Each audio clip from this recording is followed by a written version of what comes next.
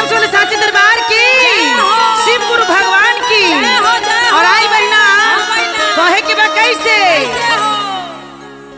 अरे कहाँ से आवे हीरा मोती, अरे कहाँ से आवे रतनवा, कहाँ से आवे ना, अरे कहाँ से आवे ना कि गुरु जी के ज्ञानमा, कहाँ से आवे ना गुरु जी के ज्ञानमा, कहाँ से आवे ना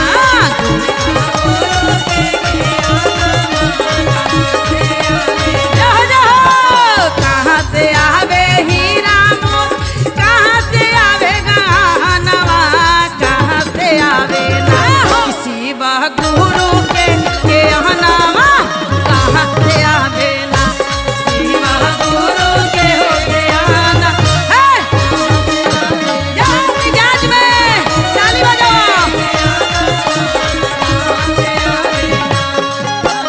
और कैसे सोनरा घर से हीरा मोती, सोनरे घर से रतनवा चर्चा में मिले ना। सोनरा घर से हीरा मोती, सोनरा घर से रतनवा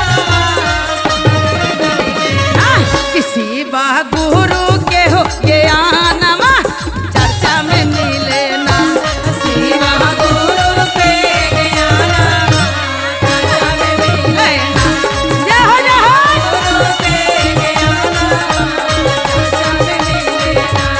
और कैसे कहाँ रखबै हीरा मोती, कहाँ रखबै रतनवा, कहाँ हो रखबै ना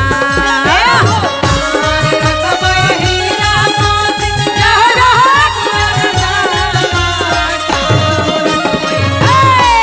अरे कहाँ रखबै हीरा मोती, कहाँ रखबै रतनवा, कहाँ हो रखबै ना कि गुरु जी के हो ज्ञानमा, कहाँ हो रखबै गुरु जी के ज्ञानमा।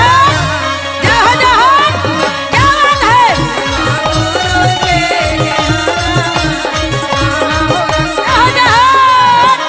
और कैसे गोदरज रखबै हीरा मोती, गोदरज रखबै रतनवा, हृदय में रखबै ना गोदरज रखबै हीरा मोती, गोदरज रखबै रतनवा, हृदय में रखबै ना।